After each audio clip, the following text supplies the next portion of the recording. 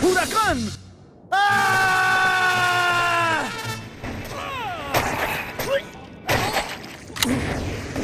Rise and Fall of Total Overdose. Total Overdose, A Gunslinger's Tale in Mexico, is one of the few games that revels in its own heinousness. Total Overdose is the glorification of all things gun, taking the concept of a gorgeous, violent third-person shooter to the pinnacle of frenzied disorder. Bullets rain with wild abandon. Victims pile up to an almost extreme extent, and you perform spectacular movements all the while. Total Overdose, A Gunslinger's Tale in Mexico, is best described as a cross between GTA and Max Payne with a dash of Desperado, or Once Upon a Time in Mexico, thrown in for good measure. To develop a product that is both a conventional run-and-gun shooter and an expansive, adventure-based game, quick, chaotic, and fluid gunfights are set in an open suburban setting. Before we go into our explanation, we have a very small request. If you like our content, please support us by subscribing to our channel. This is a small click for you, but for us, it means a lot. Thank you. Let's begin.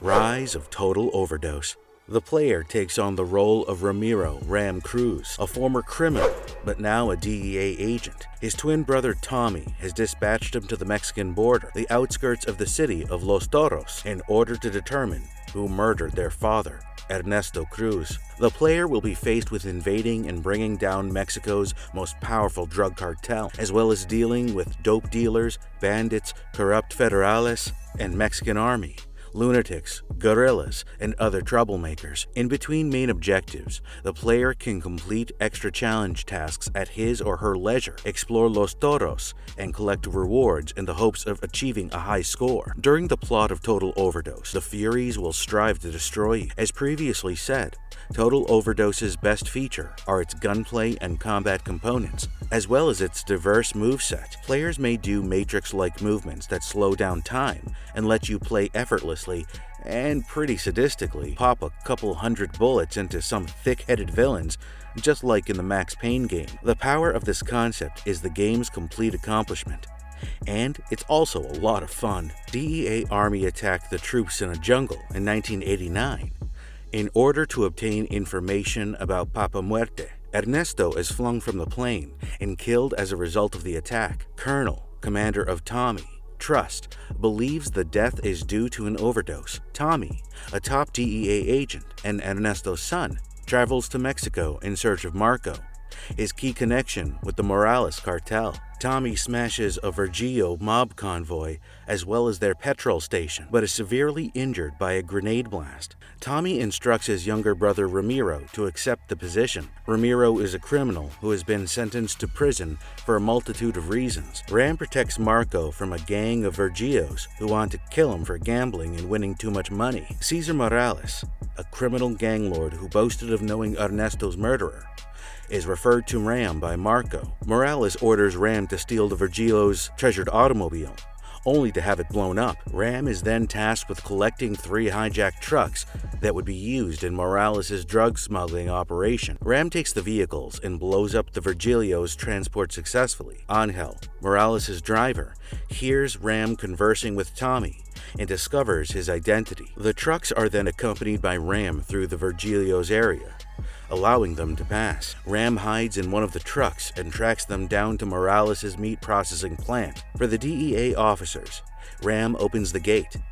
Morales, on the other hand, was aware of Ram's plan and assassinated all of the DEA officers. Ram barely flees with the assistance of Angel, who turns out to be a Mexican undercover cop. Ram invades a gathering of the Virgilios and discovers that Morales is nothing more than a slave controlled by someone else. From here on, the game develops deeper into its storyline, which is something you need to enjoy to go through yourselves to attain maximum entertainment out of this game, now that we have provided the starting push. The absurdity of the gameplay is what distinguishes Total Overdose from other bland shooters. There isn't a single ounce of realism in this game, something that is showcased at every chance by Ramiro's incredible aerial maneuver, which he can pull off for no apparent purpose other than pleasure. Ramiro, like Max Payne, can shoot, dodge, and rapid fire while shooting tons of ammo into bad men in a fraction of a second, all while flying off walls and twirling around like a deranged man. All of these actions contribute to a point system that evaluates the various maneuvers you perform and awards you the points. You'll have to finish tasks. It's a clever approach, but it's hampered by the game's most irritating feature, which is, oddly enough, the naming scheme for the actions. Moves are given the most cheesy names possible, such as Spicy Move. In fact, you'll hear the term Spicy Move so many times all through the game that a small part of you may cringe every time you hear it. Spicy Move! Thankfully, the fundamental shooting is highly enjoyable.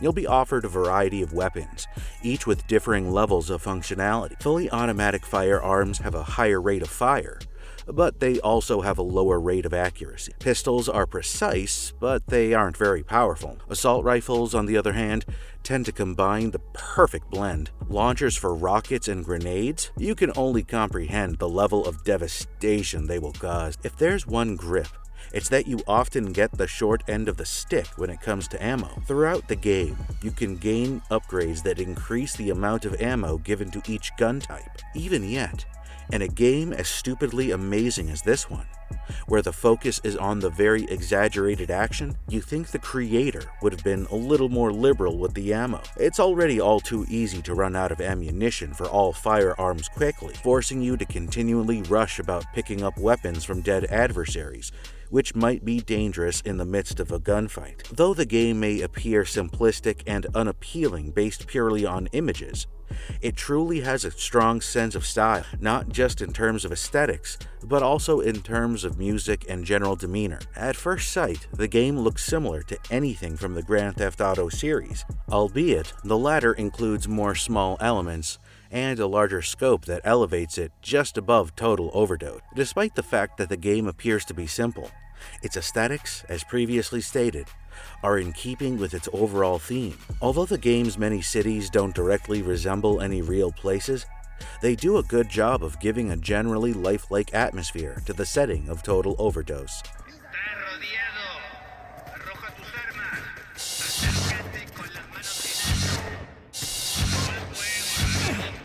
Total Overdose is a brief but enjoyable action game.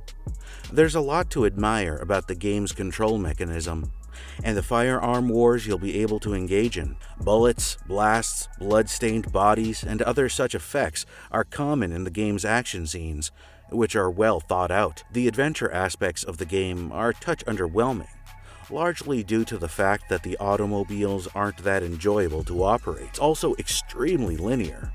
However, this hasn't stopped many other games before. On the other hand, the overall style of the film compensates for all of the few flaws it has. While Total Overdose isn't the most innovative, profound, or meaningful game ever released on a platform, it succeeds in many instances from being the total opposite. Total Overdose is a game that demands at least a fast playthrough because to its proven gunplay, in-your-face combat, and hilarious sense of style. Just shut up! There's only 1 minute! Come on! Let's finish up!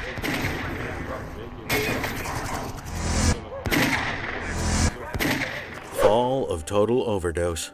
Total Overdose 2, Tequila Gunrise, was an aborted open-world action-adventure title that was under development by Deadline Games in 2006 for the PS2 and PC, although it was being slated to be ported to the next-gen platforms, PlayStation 3 and Xbox 360, before being abandoned. The game was a follow-up to the initial Total Overdose, a combat-focused action game with over-the-top gun battles released in 2005 for the PlayStation 2 and Xbox by Psy Entertainment/IDOS. Deadline Games began developing an improved Total Overdose graphic system for use in this next-generation sequel, but it was never completed. Because their publishers didn't seem enthusiastic about a sequel, the team decided to focus its efforts on fresh creative ideas. This was an unexpected problem, since people were hyped after having played the first installment of this series and were left wanting for more. At this moment in time too,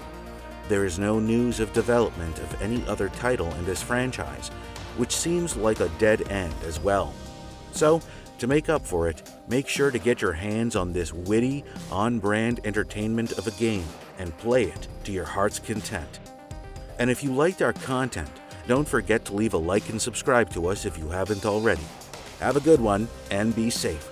Thanks everyone. Spicy move!